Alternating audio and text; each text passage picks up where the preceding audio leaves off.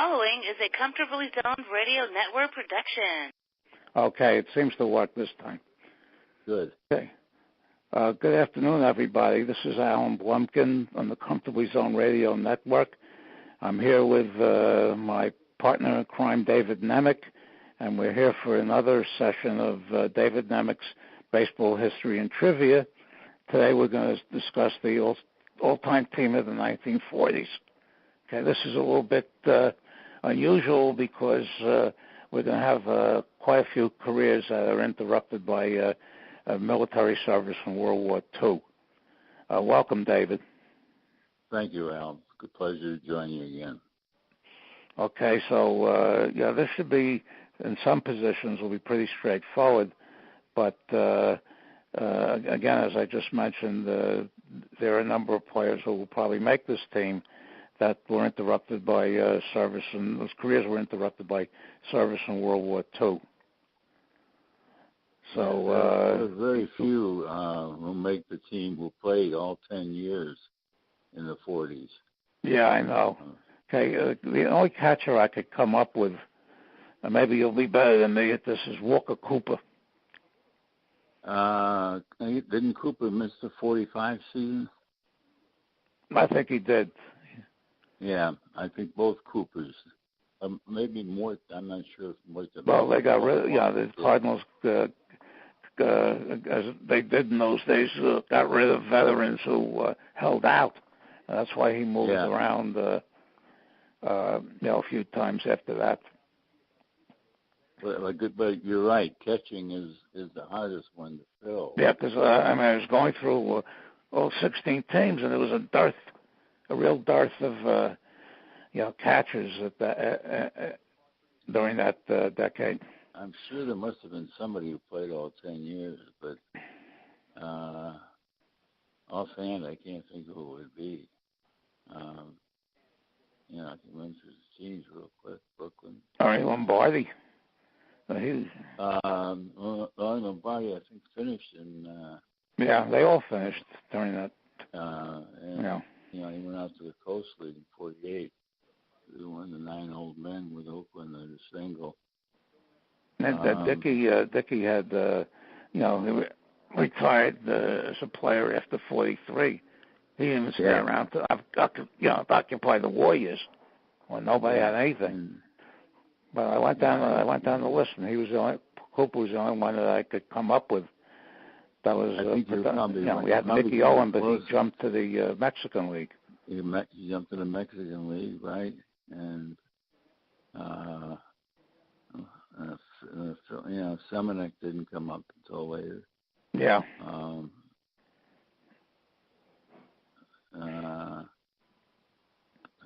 Saul Keld, Phil Macy. I don't think I don't think any of them played all 10 years. So that's a tricky position because. Yeah, I know. Yeah. Berra did come up in the. But he's basically an outfielder till Casey got this. But by the end of the 40s, he and Campanella. Yeah. Were definitely the two dominant catchers. But they're there for next time. Yeah, but they're right. They're more for the 50s than the 40s. Yeah. So, catching. I know Hegan came up during that, but he couldn't hit. Yeah, he couldn't. He didn't play all 10 years either. I don't think of anybody except Walker Cooper, who played even. I think Walker played. I think he played all 9. He played 9 years. He was on those. Wait. Okay, I just looked him up. He did play 4 games in 1945. Wow. So he's the only one, I think. Yeah, technically, yeah. Who technically played all 10 years, even though he was gone for the vast majority of the 45 season, and his absence probably cost the Cardinals their 4th straight pennant. But I would have to give him, kudos as the number one catcher in the 40s overall. and he lasted into the 50s. Walker Cooper, I think, was a very underrated player. People forget about him today, but he had a lot of good years, and he lasted a long time. He was in the 1952 top size of Boston Brave, and then I know the Pirates had him later on. Pirates had him. A little bit, but he was gone from them in '46 when I think they used Garagiola and Del Rice. Basically, I think they had sold Cooper to the Giants, either Giants or Cincinnati, because I know they played for both of them. Because he was holding out, and Sam Breeden, when they owned the Cardinals, they did the same thing with Mort. They got rid of him when they decided to hold out. Yeah, I'm trying to think. Cooper didn't play at all with the Phillies in his career, no, but he missed the Phillies and the Dodgers. He didn't play with Brooklyn. He played with all the other six nationals. He played with the Cubs. He got around. That must have been toward the end. Yeah, he came. He finished up. He came back to the Cardinals to finish his career. Yeah, largely as a pinch hitter. And his daughter was the wife of Don Blasingame. Yeah. I think we can settle on Cooper as the catcher. His daughter actually showed up at one of the Sabre conferences a number of years ago. Yeah. Might have been St. Louis in 2007. I don't remember which one. Which one Dora did? Yeah. What? You his said daughter, Dora? Yeah. Dora, I think I thought it was San Diego. I don't remember where. I know she showed up somewhere. Yeah. Blasingame had I remember passed away by then. Yeah. Yeah. And all right, well, that's one of the moving on to first base. My nominee is Johnny Mize. Yeah, Mize was definitely, but he too had his career interrupted. Yeah. And by the end of the 40s, he was I don't know if he was still a regular player by 40. No, because he came to the Yankees in '49. Yeah. And he was only a part-timer. Yeah, because DeRocha, when he came to manage the Giants in '48, and after the season, after '48, Stone asked about the team. The team was very powerful, had a lot of home runs, but had no speed and very little defense. And DeRocha said, "Back up the truck." Yeah. So Mize at that time was 35 in '48, so he was 36 by the time he came to the Yankees. And they felt he was over the hill. I think the only ones that DeRocha inherited position players that he kept from those teams were Bobby Thompson and Whitey Lockman. Yeah. Yeah. He did. He kept Rigney for Rigney. Rigney was a backup basically. Yeah. Yeah. And they kept pitchers. I think the only one they kept around was Larry Jansen. Yeah, Larry Jansen was, maybe Coslow. Yeah. But, Coslow. Anyway, the only other one I thought about was Mickey Vernon.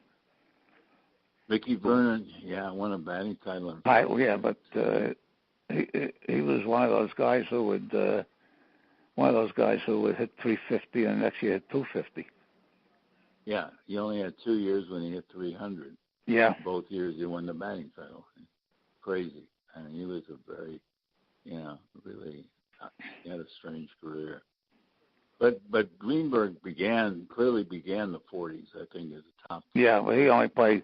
He missed almost 5 years because of the military. Yeah, he came back really in '45.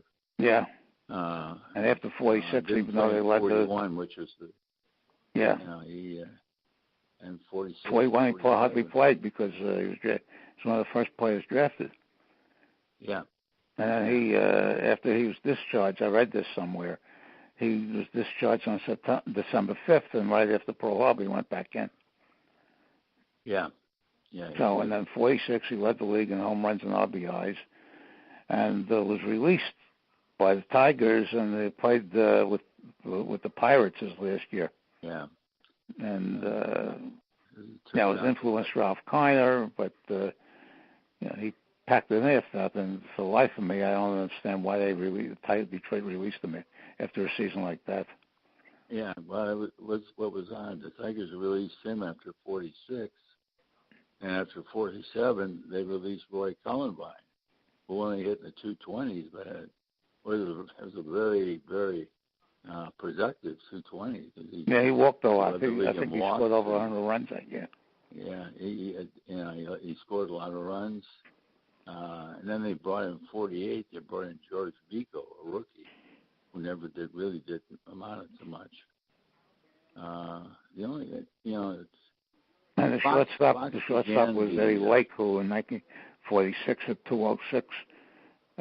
No, I'm sorry, here 211, and that still stands as the worst record, worst batting average for any player that had over 600 at bats in a season. Does it? Yeah. I didn't know that. Huh. Well, because when I was doing that unbatting thing 30 years ago, I thought he was the worst in the league, but the worst was Eddie Juice to the A's at 206.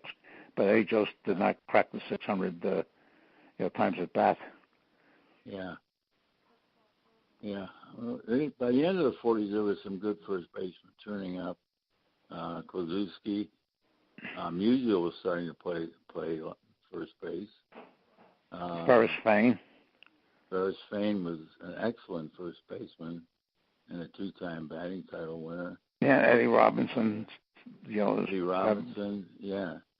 So the 1 year Walt Dropo had was 1950. Yeah, 50, and Luke Easter. Yeah. But during the war years, there was a guy that very few people remember today who was probably the dominant first baseman during the war years, Nick Etton, who played before the war with the Phillies and didn't amount to much, and then joined the Yankees. I think he was there for the 43 pennant, wasn't he? Yeah, I think so, yeah. Yeah, I'm pretty sure he was. Led the league in home runs at least once. And but after the war, his days were done. I mean, there's a bunch of them like that. The Indians had a player just reading about yesterday named Mickey Rocco, first baseman. Yeah. There were a lot of those guys. Once the war ended and all the, as they said in those days, the real players came back. Most of them had to be kept on a roster from World War II because of the labor laws at that time. Yeah. And the players who lost their jobs were had to be kept. So a lot of teams have roster problems, and they basically jettisoned all the 3-year warriors from 43 to 45. Yeah, the White Sox were a really interesting team in 45. They had 3 of their regular infielders never played a game after 1945. No, the only one probably was Luke Appling. No, Appling was gone. It was Cass Michaels at short that year. Appling was in the military. I didn't know that. Yeah. Yeah, and then Leroy Schock played second base. Yeah. Hal Trotsky played first base, and at third base they had Tony Cuccinello, who almost won the batting title, and was released. Nonetheless, all 3 of them were released, and Michaels started out as really potentially star player, and I've never quite figured out what happened to him. I know his career was abruptly ended when he was beaten. He almost died. Yeah, they never traded played a game after that. Yeah, they got Nellie Fox from the A's for Joe Tipton after 1949, and by May of 1950 they had traded Michaels to Washington. Yeah, but you're right, he never really developed. I don't know, and I never able to figure out why. Because he had a pretty good season in '48, and then that was almost it. After that, he just was, he was nothing really, almost just a marginal regular, if that. Yeah, second base Dorr played. Yeah, Dorr played the whole thing, and he missed 1945. No, I think he missed the 40. I think he missed the 45 season. Yeah. But trying to think of anybody who really played in the entire. I can't think of anybody. Well, I have Joe Gordon, who I think is very overrated. Yeah, he started slipping pretty young.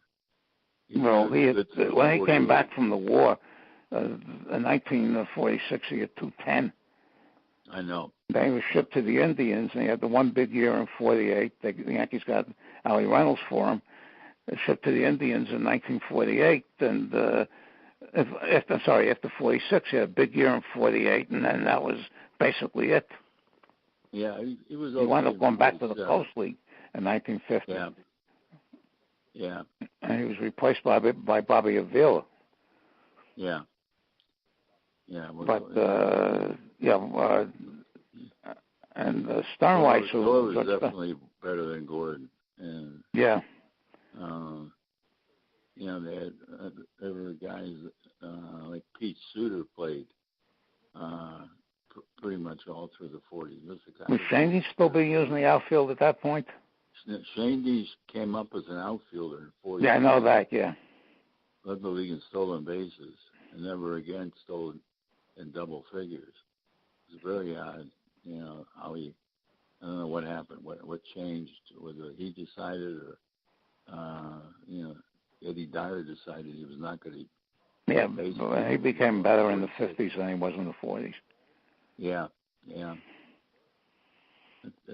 Other good second baseman. Eddie Mayo was pretty much on the way out after the war. Jerry Pretty. They had. Pretty had a couple of good seasons.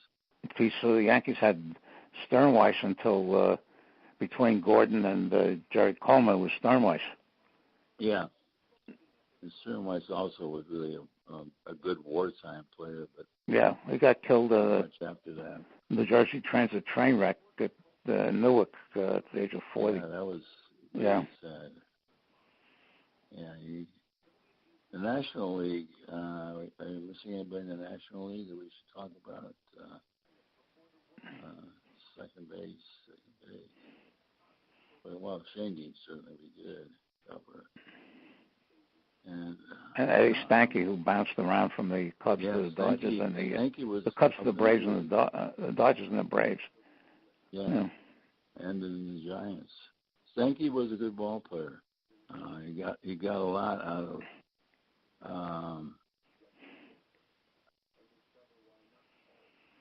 He got a lot out of him.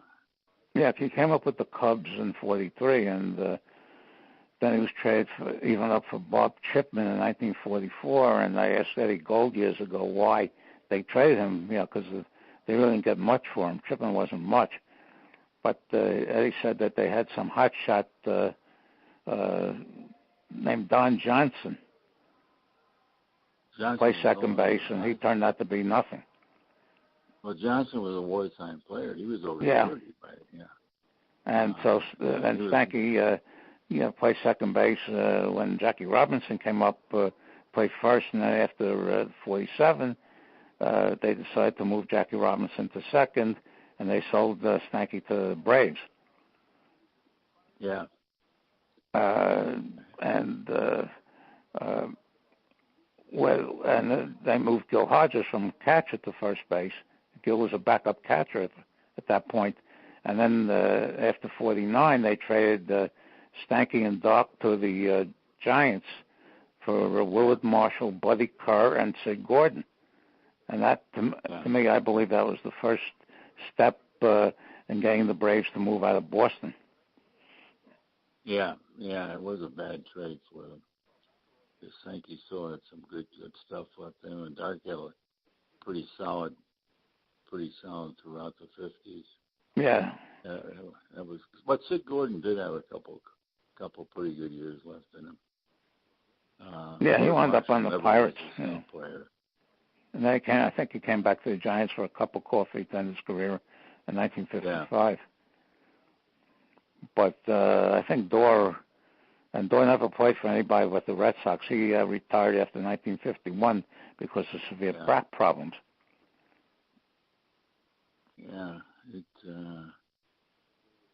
Yeah, so I think we pretty well covered the. Shortstop. There's a number. There's Boudreaux. That was the deepest position probably of all. Yeah, Boudreaux, Luke Appling. You had Marty Marion. Boudreaux played throughout the 40s. Yeah, I know that. Yeah, every year. Appling missed a year. Marty Marion, I think, played for. I don't think he went into the military either. No, I don't think he did. I think he played. Yeah, you're right. He played throughout the war. And then there was the Pee Wee Reese playing missed a couple of years, the military service. Yeah. But it was a solid shortstop. Rizzuto. And Buddy Kerr, early in his career, was a very good shortstop. Yeah, Rizzuto was pretty solid for that decade. He also missed 3 years in the military. Eddie Juice, by the time he came to the A's, was a solid shortstop. And Lake, as you pointed out, even though he was a low batting average guy, walked a ton. And there's one guy I forgot to mention, Vern Stevens. Yeah, with Vern Stevens, and the guy that nobody mentions anymore. And a lot of players, particularly from the early 40s who played with and against him, insist he was the best fielding shortstop of all. Cecil Travis? No. The Travis did play in the early 40s, yeah. Eddie Miller. Yeah, Miller played with bad teams for his entire career and never got the ink he deserved. But there are a lot of players I talked to from that era who insisted he was the best fielder of all of them.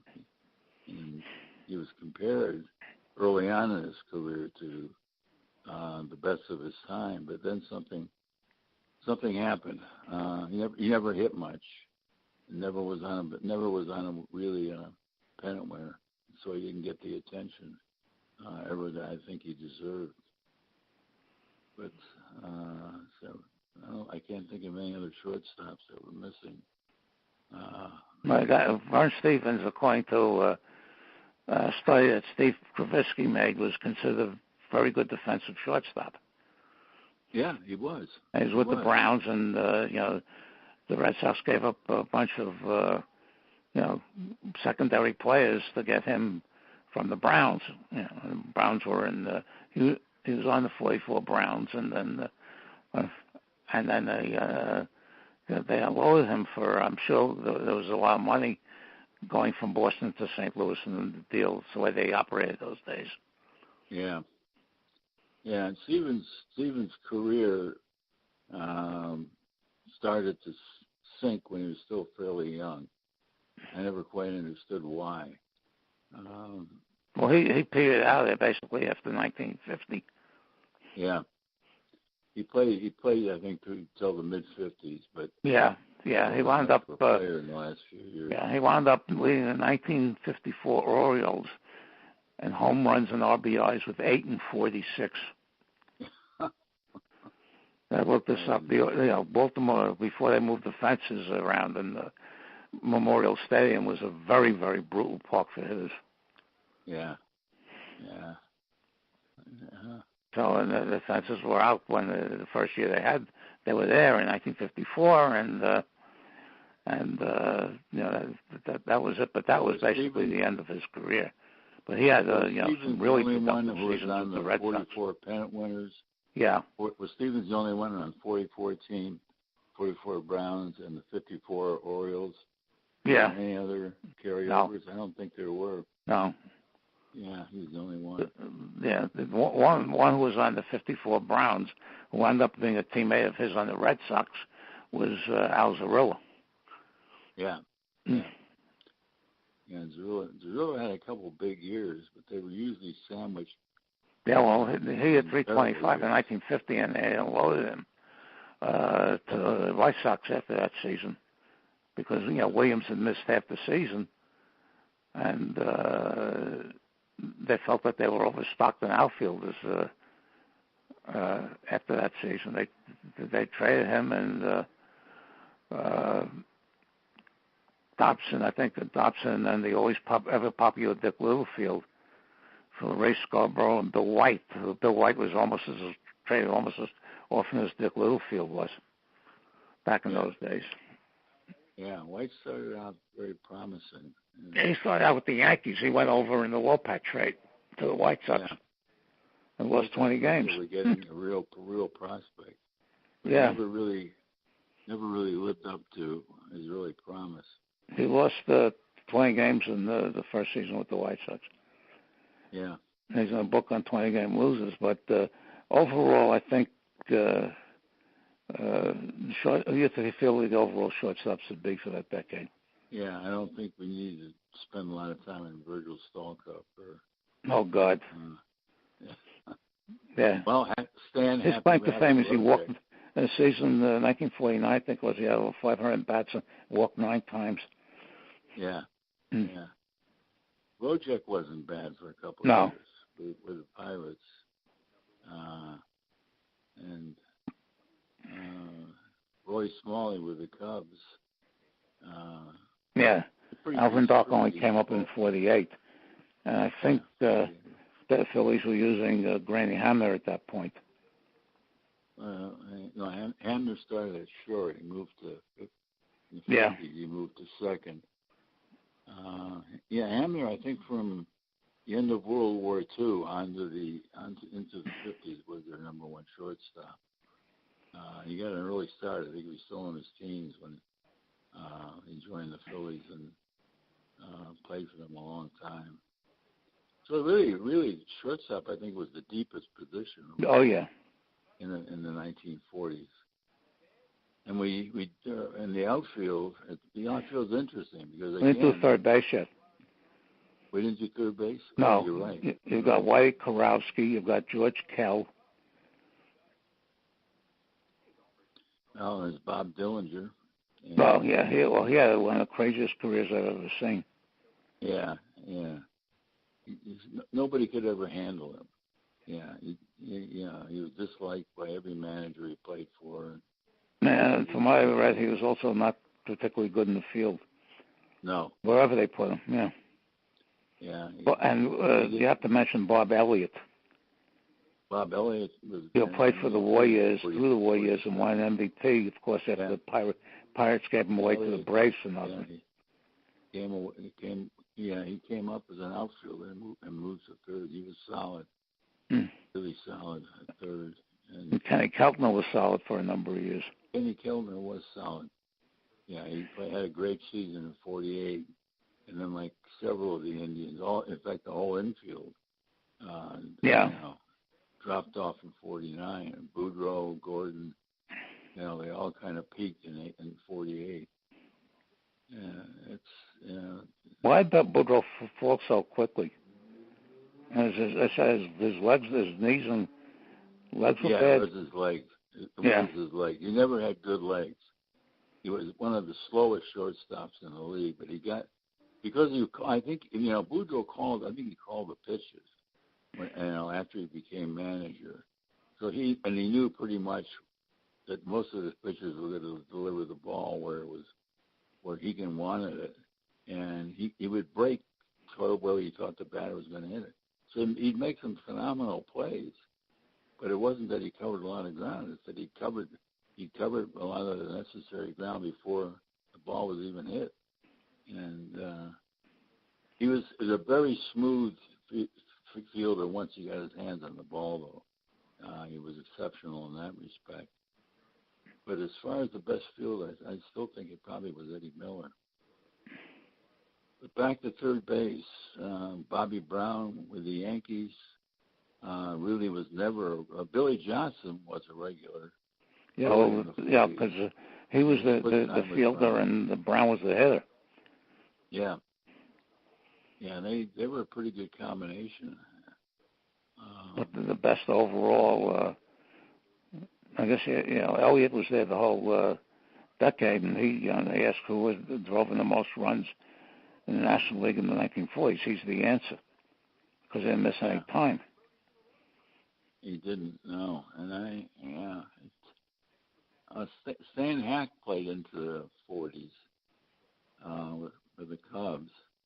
I think he was on the 45 team, if I'm not mistaken.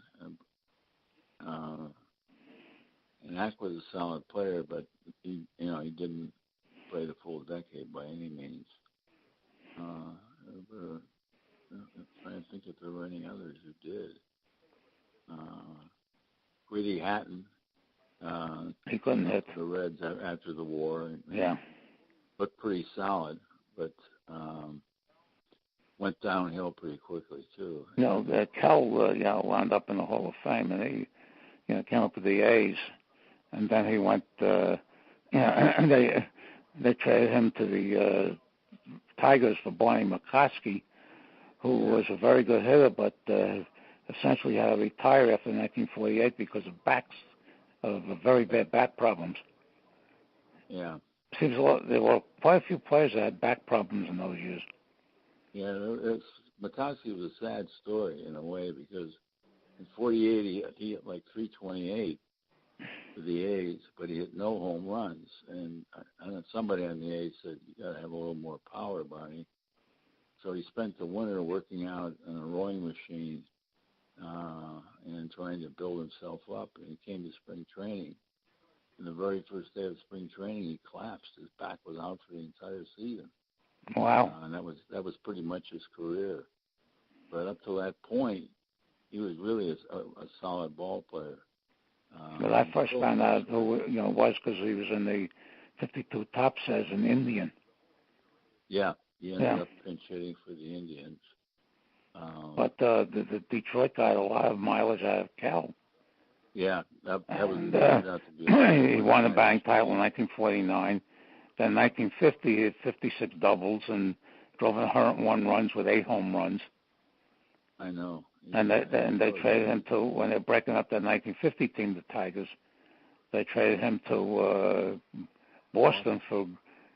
I did a little profile on Cal yesterday, so this is why I remember this. He was traded to the White Sox in May of 1954 for Grady Hatton and $100,000. Means the White Sox were throwing money in for Yorkie, who I'm sure didn't need it at that point. And I could never understand that. And I read Kell's autobiography, and they said the reason they traded him to the White Sox, and this was his perception, that Frank Lane, who was the GM there, was calling the Red Sox every day up about him. And the Red Sox finally got fed up with the calls and said, all right, let's trade him. But, he played for 15 years. And he also didn't strike out very much. And when he finished up with the Orioles in 57, he was the mentor to Brooks Robinson, who happened to also be from Arkansas. Yeah. There were some other pretty good third basemen. I'm trying to think of it.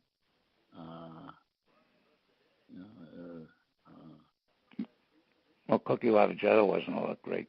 No, Lavagetta wasn't much by the time the 40s came. The Red Sox were using Pesky at third base. Pesky at third base. That's what I'm trying to think of. Yeah.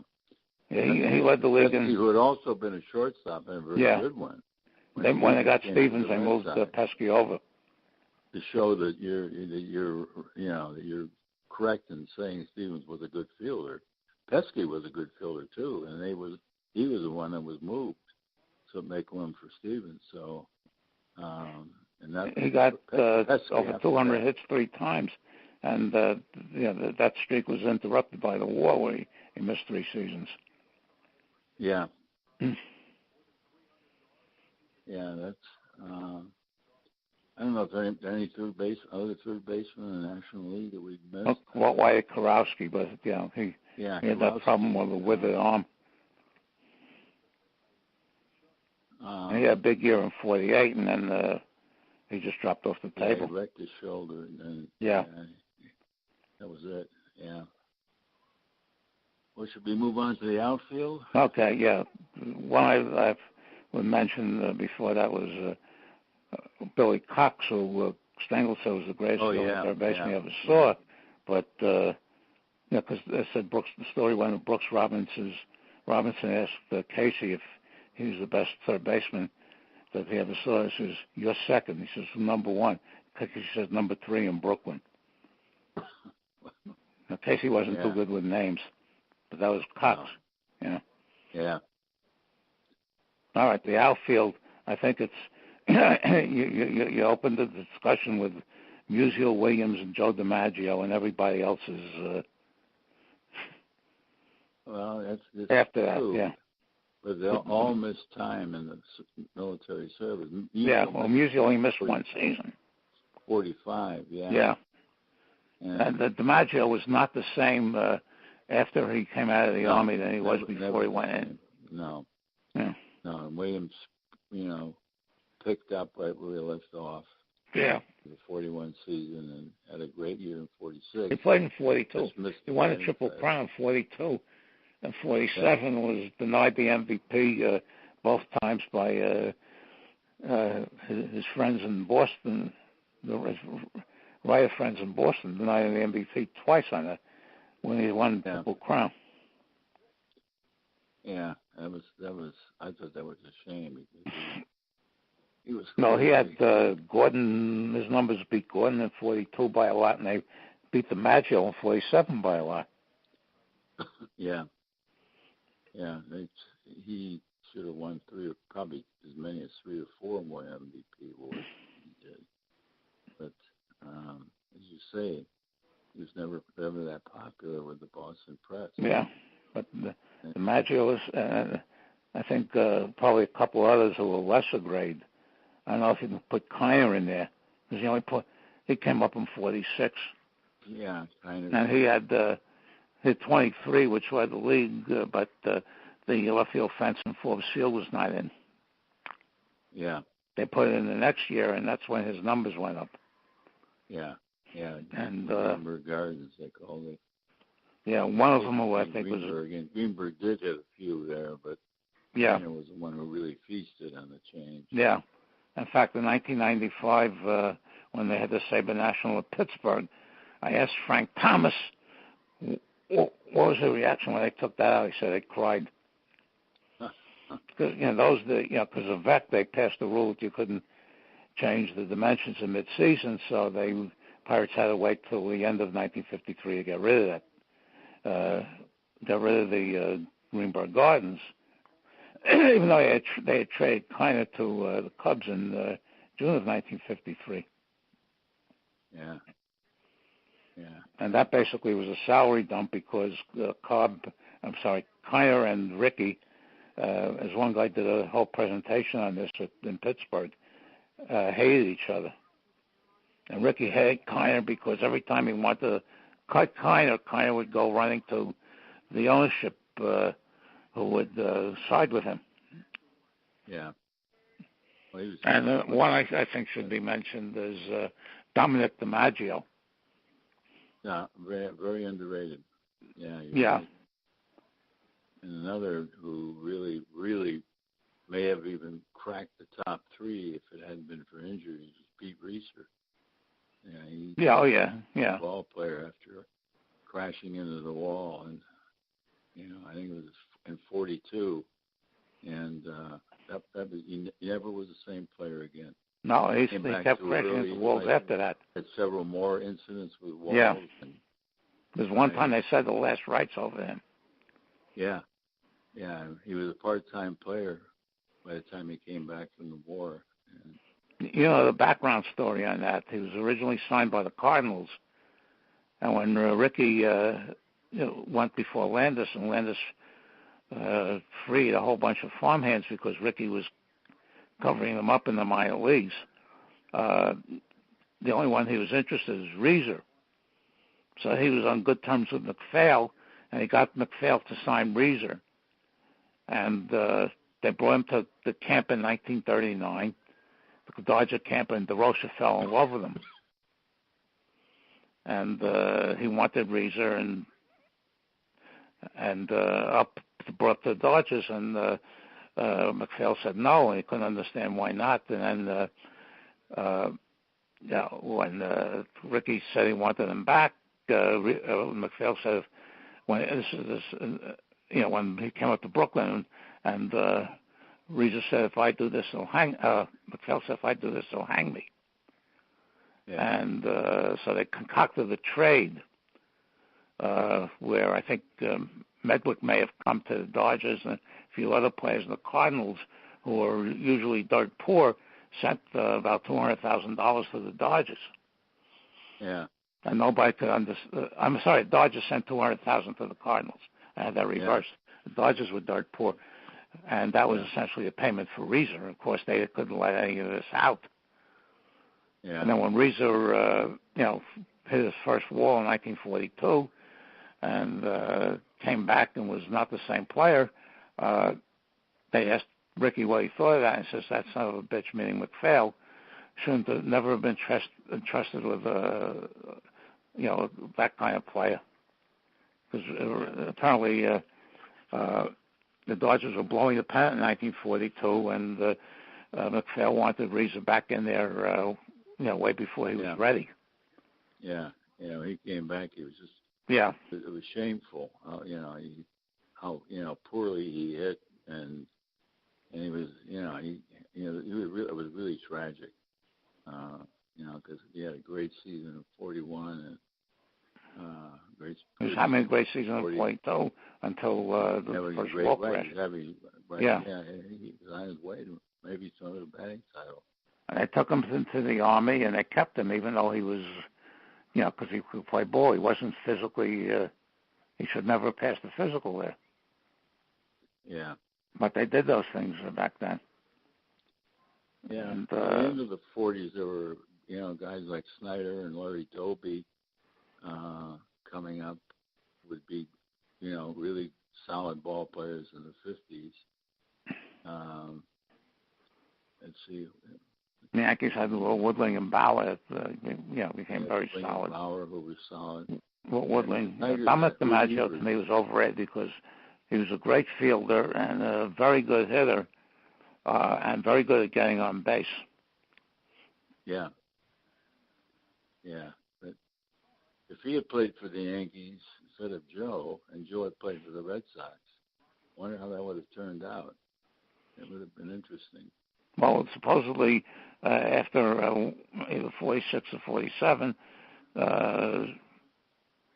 MacPhail, who was running the Yankees in those couple of years, got together with Yorkie and actually were drinking heavily, and they actually really discussed the Ted Williams for Joe DiMaggio trade. And then both of them slept it off, and it was off the next day. Yeah, that's fortunate for the Red Sox. Otherwise, it would have been pretty dismal in the 50s. Williams carried. Yeah, another one that came up in that decade in 48 was Richie Ashburn. Yeah. And Del Ennis came up in 1946, and he was very solid for. The 46 season was fascinating. Yeah. When you check the rookies who came up in the National League, there was Grady Hatton, there was Ennis, there was Kiner. These were all ball players who would have pretty solid careers. Hatton, not so much. Yeah. But they were all vying for, if there had been a Rookie of the Year award, which there wasn't yet, Kiner probably would have won, but Ennis would have gotten votes, and there were a couple others in there too. There's a book that Bruce Edwards, I think, would have gotten votes. I think he was a rookie in 46, and catcher with the Dodgers. And in the American League, there was no rookies of any consequence. I was looking at this one day, and the Rookie of the Year award in the American League probably would have been won by a substitute first baseman for the Browns, Chuck Stevens, the only one who had anything at all showing on. Well, he was the guy with 99, I think. Yeah. Yeah, he's still with us. Yeah, but I think you've got to go with Musial, Williams, and DiMaggio. Well, overall, overall. Yeah, Musial's 1948 was one of the more unbelievable seasons ever. Yeah, it was, particularly since he had relatively poor season in '47. You know what happened there? He had a appendix. Because he had a great year in '46. He had appendicitis, and they found this about a month into the season, and he decided to have it frozen. Yeah, that was for the rest of the season. And if the season's over, he took it out. I mean, those numbers were, most players would have sold their arms for a season like that. But by his standards, during that period, that was a bad year. Yeah, it was a bad decision not to take it out. Let him miss 2 or 3 Well, weeks. they probably would miss considerable time because the techniques, now it's a simple thing. Yeah. Well, but back then, I mean, who knows what it was like. Yeah, well, Tiny Bonham died. Yeah, I know that, yeah. Surgery in '48. So, yeah, it was by no means a simple surgery. You're right. But I think you're right. We've covered the outfield pretty well. Yeah. And pitchers, interesting. I think the only pitcher who played all 10 years and actually played significant amounts in every season was Hal Newhouser. Right. Yeah, I was just going to mention him. Yeah, you're right, Newhouser. Yeah. Yeah, and initially Newhouser didn't look like much. You didn't have good control. Yeah. Below 500 every year, and he had a cohort, Dizzy Trout, who looked for a while as if he would be the dominant pitcher for Tigers for years to come. But Trout kind of faded after the war, where Newhouser came on strong. Newhouser had 2 20-game seasons. Yeah, I think 46 and 48 had 20-game seasons both times. Yeah. Yeah, Newhouser had a terrific year in '46. But yeah, I read a biography of him have lying around somewhere a number of years ago. Another one that they had that wound up winning 177 games was Virgil Trucks. Who missed time and actually won a World Series game without winning a game in the regular season in 1945 because they had a special dispensation to name three players, extra players, because of the war being over. Yeah. They put him on the roster, and the only other one that did that was Red Sox had a pitcher named Steve Crawford, who won Game 2 of the 1986 World Series. Didn't win a game during the regular season. Yeah.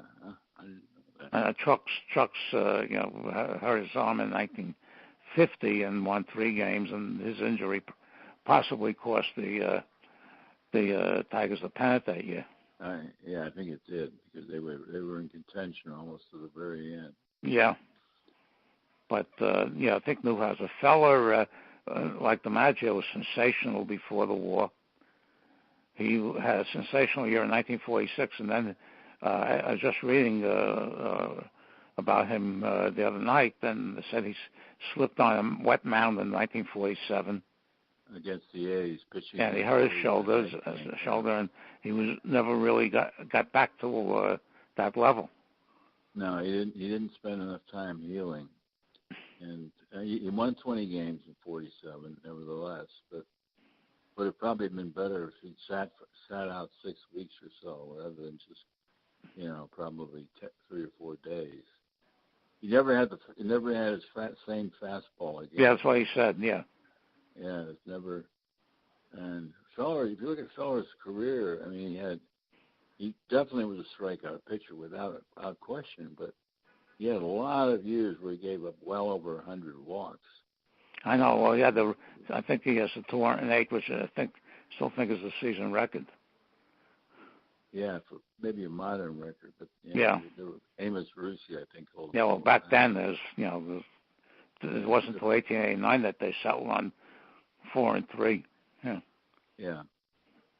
But others that were around most of the decade were two of the Yankees that big 3 were Lopat and Reynolds. And Rashi played most of that decade. Lopat came up with the White Sox and Reynolds with the Indians. Yeah, that's true. That's true. Yeah, and the Yankees were traded very shrewdly for those 2 guys. Yeah, Rashi came up in 1947 through their farm system. He was there in 49. I think he pitched a couple of games in 46, but he came back to stay in 1947. Yeah. No. Yeah, and the Red Sox had a pretty good pitching staff. They had Mel Parnell and Dobson and Ellis Kinder. Yeah, they had Boo Ferris and Tex Houston before they blew their arms out. Both of them blew their arms out in 48. Yeah, they were basically finished after the 47 season. It was amazing because Ferris won 20 games the first two seasons, if I'm not mistaken. 25. Well, the Indian before you had Gene Bearden. Gene Bearden, who flamed out too. Yeah, because Stengel came up and Stengel had managed against him. And the Coast League, and Stengel said you can't throw his knuckleball for strikes. So, the rest of the stuff was fairly ordinary. And he got hurt in spring training in 48. Yeah. Too. I can't remember what happened to him, but he never was much of a pitcher after 47. I'm sorry, 49. He got hurt. Yeah, one of the Indians' big aces in the 50s played in the played in the 40s quite often. That was early Wynn, but he was with Washington until after 1948, and he had a couple of bad years there. And he was always quoted as saying that he didn't know anything about pitching until he came to Cleveland and fell under the tutelage of Mel Harder. Yeah. Yeah, Harder worked with Bob Lemon very effectively, too. Yeah. Lemon came up as an outfielder. Yeah, in fact, he was the center fielder when fell through his second no-hitter in 1946. Yeah. And but the Dodgers you had early, you had Wyatt and Higbee. Yeah, but the early 40s. The early 40s. Higbee lasted a long time, but not, was not effective. No. Yeah. Since I had Blackwell for a couple of years. Blackwell. 47, great 47 season. Yeah. Branca had one great really 47 year. And then you had Spahn, who was there forever, and Johnny Sane, whose big years were in the 40s. Sane, yeah. And it wasn't quite true. It was, the same with Bond. I know you had Bickford and you had Rain, but the Braves had other effective pitchers, including Bill Voiselle. Yeah, and Bickford they had game in the series, and they had some pretty good relievers. What killed the Braves in 48 was having Stanky get hurt. Yeah. And having to fill in at second base with the likes of Bob Sturgeon and Sibby Sisti, and then have Jeff Heath get hurt. I believe it might have even been on the last day of the season, sliding into home plate. He broke his leg, and Heath had a tremendous year with the Braves in 48, and that pretty much spelled doom for them. Wasn't he on the Indians for a while? Yeah, Heath started out to be a Hall of Famer. Looked like a certain Hall of Famer. He had a great year in 39. Then in 40, he had a terrible year. I think he hit somewhere in the 220s. And they would have won the pennant if he'd had just a halfway decent season. And in 41, he came back, ripping and roaring back. One of the few guys to have 20 doubles, 20 triples, and 20 homers in a season. And then he slid down, and the Indians ended up trading him.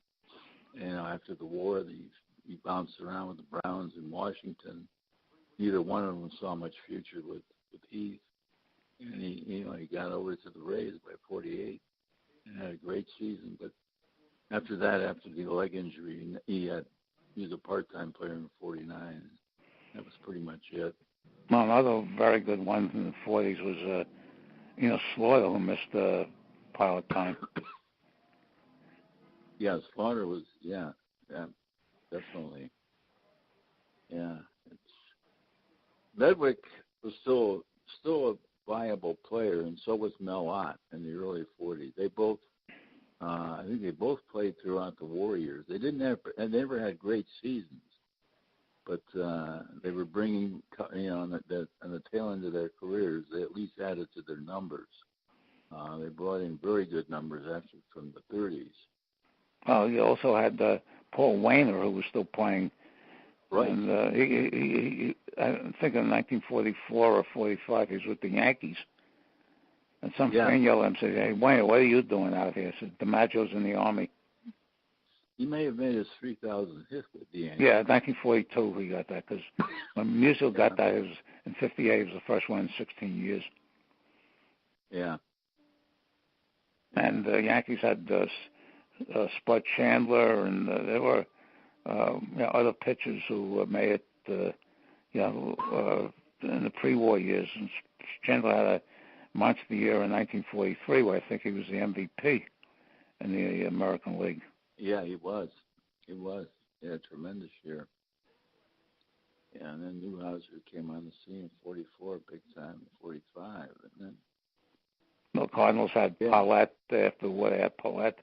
They had Harry Blumkin and Murray Dixon. Red Munger. Yeah, Murray Dixon, they sold to the Pirates in 1949 for probably he held out also. There's this book, 1946, I read this past year called The Victory Season. It's by a guy named Robert Weintraub. And it's very detailed, and he goes into a lot of the players' military experiences. That one of the things that Murray Dixon was one of the drivers for General Patton.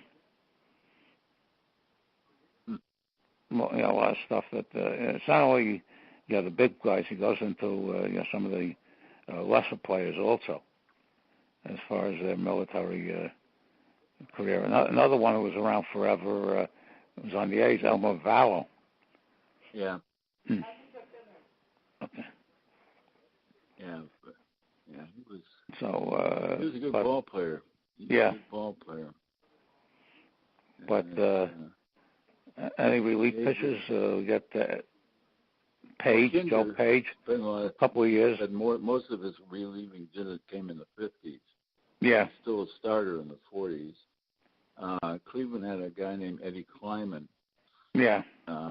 47 and 48. He went to Washington in 49 and was fizzled very quickly. Yeah, he was traded. He was part of the early one trade. In the Vernon trade.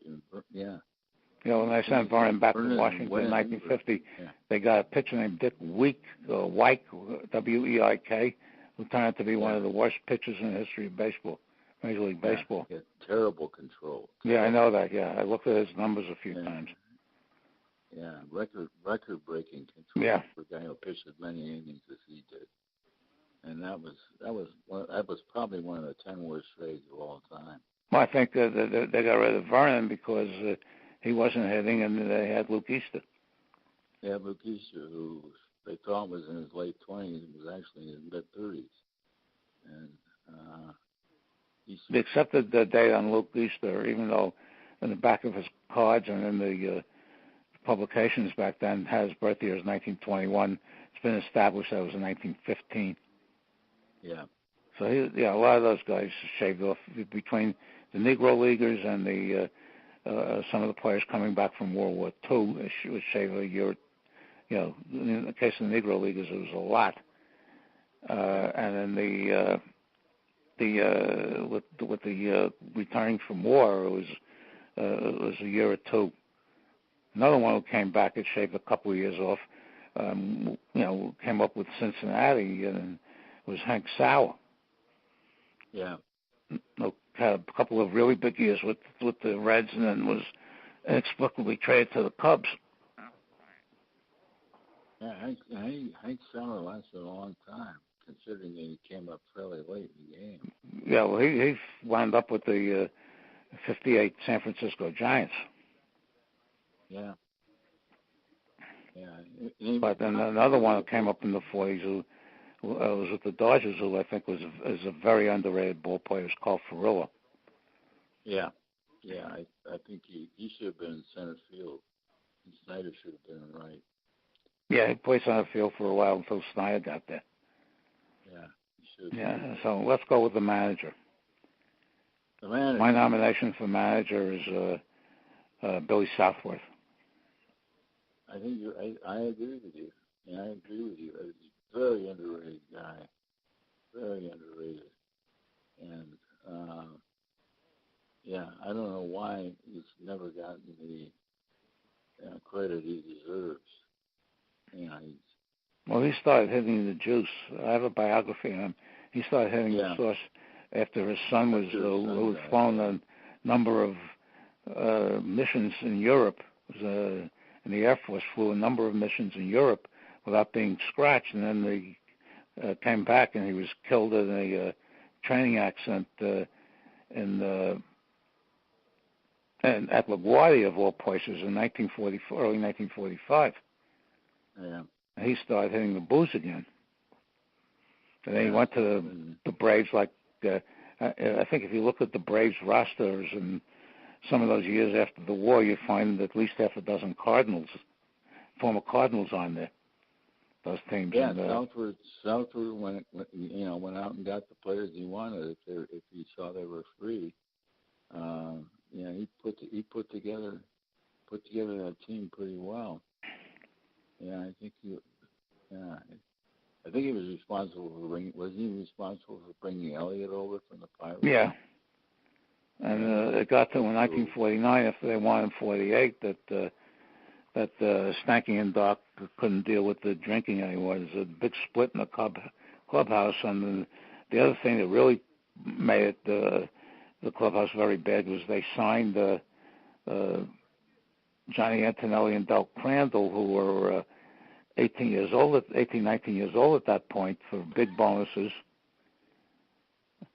And I know Johnny Sane in particular was very pissed off about that. Yeah.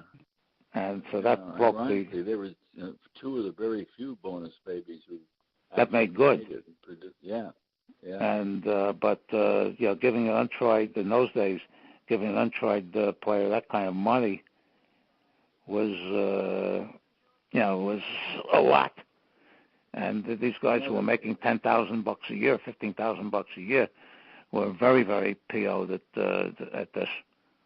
Of course, somebody just posted on Facebook the other day that in 5 games, Mike Trout will make more than Mickey Mantle made in his entire career, excluding World Series shares. Yeah, it's unbelievable. Yeah. Okay, so I think we've covered it all. Yeah. And I want to thank you for your extensive knowledge, as usual. It was my pleasure. And we'll do it again this sometime, and I'll find out what happened to Ralph. Okay. Okay. Thank you, everybody. By the way, I got a message from a kid named he's 30, Angelo Pacheco, who runs a couple of polo ground sites, that he loves the podcast, especially the ones that you and I do. Oh, great. Oh, yeah. Angelo. Because he says there's not too many people his own age that are really into this stuff. Yeah. Which is sad in its own way, but, It is. It really is. Okay. So anyway, I want to thank you for your participation, and we'll do another one soon. Good. Okay. Take care, David. Bye-bye. You too. The proceeding was a Comfortably Zoned Radio Network production. Thank you for listening.